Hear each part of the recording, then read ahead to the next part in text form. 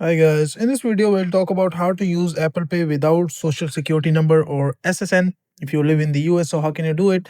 First of all, if I go to the Apple Pay or Apple Wallet, so it doesn't require an SSN to add a payment method at all. Like you must verify your identity, that is all they need because Apple does not hold any of your cash or any of your money. That's just a kind of payment method. So there's no reason that they would ask you for your SSN or social security number.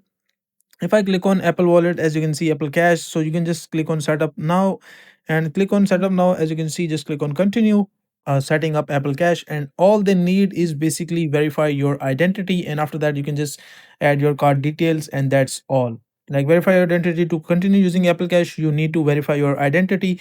Now in identity verification, that is all you need. Like let's say that's my first name, and just click on enter address. You can just search your address, otherwise enter your address manually, and your identity will be verified. They might ask you some for some face verification as well. You can do that, and after that, hopefully your Apple Pay or Apple Cash will be working. So that's all you need to use it. So that's how you can fix that.